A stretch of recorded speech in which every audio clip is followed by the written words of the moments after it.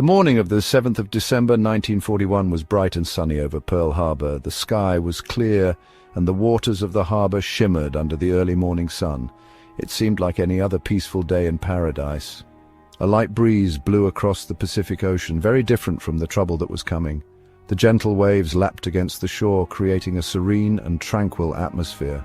Little did anyone know, this calm was the prelude to a storm. The sailors and soldiers below didn't know that a Japanese fleet was heading towards the American base. They went about their morning routines, unaware of the impending danger. The naval base was bustling with activity, as it always was, with ships docked and personnel busy with their duties. One of the Americans at Pearl Harbor was Lieutenant Clarence Dickinson. He was a dedicated officer, known for his skill and bravery. His commitment to his country and his comrades was unwavering. He was a good pilot based on the USS Enterprise. The aircraft carrier was one of the most formidable ships in the US Navy, and Dickinson was proud to serve on it. He had trained rigorously and was always ready for any mission. Dickinson and his squadron had just flown some planes to Wake Island. The mission had been a success, and they were looking forward to returning to their ship.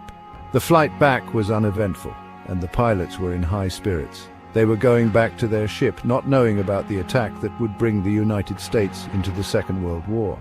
The squadron flew in formation, the pilots communicating with each other and maintaining their positions. They had no idea that history was about to change. As the sun rose higher, the sound of plane engines broke the quiet morning. The noise grew louder, and soon the sky was filled with incoming planes. The peaceful morning was shattered by the roar of engines and the sight of aircraft approaching at high speed. But these weren't American planes. They were Japanese fighter planes, part of a surprise attack that would go down in history. The pilots were focused and determined, ready to carry out their mission with precision. Japanese fighters and bombers with the Japanese flag attacked Pearl Harbor, causing lots of fire and damage. The explosions were deafening and fires broke out all over the base. The attack was swift and devastating, leaving destruction in its wake. The area where the battleships were kept exploded. The mighty ships, symbols of American naval power, were engulfed in flames. The sailors on board fought bravely, but the damage was immense. American planes stuck on the ground were destroyed. The airfields were targeted, and many aircraft were damaged or completely destroyed before they could even take off. The attack left the US Pacific Fleet crippled and marked the beginning of America's involvement in World War II. The surprise attack shocked the American forces. It was a quiet morning at the naval base when suddenly the sky was filled with the roar of enemy aircraft. Explosions rocked the harbor, sending plumes of smoke and fire into the air. The soldiers and sailors, caught off guard, scrambled to respond to the unexpected assault. It was very confusing as sailors and soldiers rushed to their positions. Alarms blared, and the sound of gunfire echoed across the base. Men shouted orders and tried to make sense of the chaos. The air was thick with tension and the acrid smell of burning fuel. In the middle of all this, Lieutenant Dickinson and the other pilots reacted quickly, just like they had practiced. They had trained for this moment, but nothing could fully prepare them for the reality of an actual attack. With adrenaline pumping, they sprinted towards their aircraft, determined to defend their base. Every second was important as they ran to their Dauntless dive bombers. The ground crew worked frantically to get the planes ready for takeoff. Dickinson could see the determination in the eyes of his fellow pilots as they climbed into their cockpits, ready to face the enemy. You could feel the tension in the air, and the sound of the fire was very scary. The base was engulfed in smoke and flames, and the constant barrage of explosions made it feel like the world was ending. Despite the fear, there was a sense of resolve among the men. Dickinson climbed into his plane, his heart beating fast with fear and excitement. He quickly ran through his pre-flight checks, his hands steady despite the chaos around him. He knew that once he was in the air, he would have a chance to fight back. He flew into the sky and joined a big air battle. The sky was filled with aircraft, and the sound of engines and gunfire was deafening. Dickinson focused on his training, maneuvering his plane to engage the enemy. Japanese Zero fighters, which were quick and dangerous, filled the air, shooting their guns.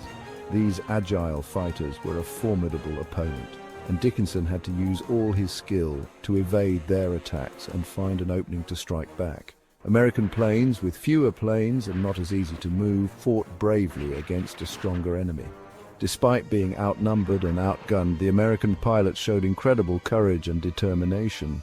They knew that the outcome of this battle could change the course of the war, and they were willing to give everything to protect their country. As Dickinson fought, he saw the terrible things happening below. Pearl Harbor was a mess. Smoke rose from the damaged battleships. The water was on fire. The battle was hot, but Dickinson started to feel very angry. During this chaotic fight, something terrible happened. His friend and fellow pilot, John McCarthy, was hit. McCarthy's plane, damaged by enemy fire, fell into the sea. Losing his friend made Dickinson even more determined. Sadness and anger made him want to get even. He would get revenge for McCarthy. He would fight back against the enemy that started this. Dickinson's plane, damaged but still flying, became a way to get revenge. He looked all over the sky and sea for a target. He wanted to make the Japanese pay, no matter what. As he flew over the rough water, he saw something dark coming up. A Japanese I-70 submarine, a dangerous underwater ship, was coming to the surface, probably to attack the American fleet. Dickinson hadn't planned to attack a submarine, but he wasn't going to ignore it. This was his chance. He would sink this submarine, a small but important win on this terrible day. Dickinson changed direction, getting his plane ready for a brave attack. Section 5. Attacking the submarine. The sound of Dickinson's plane was loud as he prepared to attack. The I-70, caught on the surface, started to go underwater, but Dickinson wouldn't miss his chance for revenge. He flew his plane down steeply, the wind rushing past. The ocean came closer and closer. Dickinson focused on one thing, the place where he knew the I-70 would come back up. He waited for the right moment and then dropped his bombs. 2 big bombs fell from his plane towards the submarine. Would he hit the I-70 and get his revenge? Section 6. From hunter to hunted. The bombs hit their target. 2 huge explosions shook the water, sending up big splashes. Dickinson pulled his plane up to avoid the water. The I-70, badly damaged, sank. Dickinson, his heart beating fast with relief and a serious kind of satisfaction, had avenged his friend, but his trouble wasn't over. Japanese Zero fighters, hearing the explosions, flew towards Dickinson's plane. He was now being hunted, his victory only a short moment of success in a difficult battle. Section 7. Getting even. Outnumbered and with almost no bullets left, Dickinson flew through the sky, trying to escape the Japanese planes. The sky was a chaotic canvas of smoke trails and explosions, each one a reminder of the peril he faced. His heart pounded as he maneuvered his plane, every second a battle for survival. His plane, full of bullet holes, was barely flying. The once proud aircraft now groaned with every turn, its metal frame struggling to hold together. Each bullet hole was a testament to the fierce combat he had endured, and yet Dickinson pressed on. Dickinson's skill and determination were tested as he fought to stay alive. His hands gripped the controls with a white-knuckled intensity, his eyes scanning the skies for any sign of the enemy. Every maneuver was a calculated risk, every decision a potential life-or-death moment. Every close call, every shot from the enemy made Dickinson even more determined. The bullets whizzed past his plane, each one a near miss that could have ended his mission. But with each narrow escape, his resolve only grew stronger. He knew it was hard, but he wouldn't give up. The thought of surrender never crossed his mind. His intense expression reflected the inner battle he fought, a battle of willpower and sheer determination. He had avenged McCarthy, and now he would fight as hard as he could to honor his friend. The memory of McCarthy fueled his actions, giving him the strength to push through the exhaustion and fear.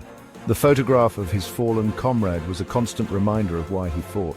Using skill, luck, and lots of determination, Dickinson escaped the Japanese planes.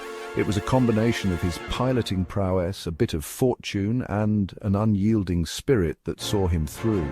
The moment he broke free from the enemy aircraft, a wave of relief washed over him. His damaged but successful plane flew back to the USS Enterprise, carrying a pilot who had almost died but had won.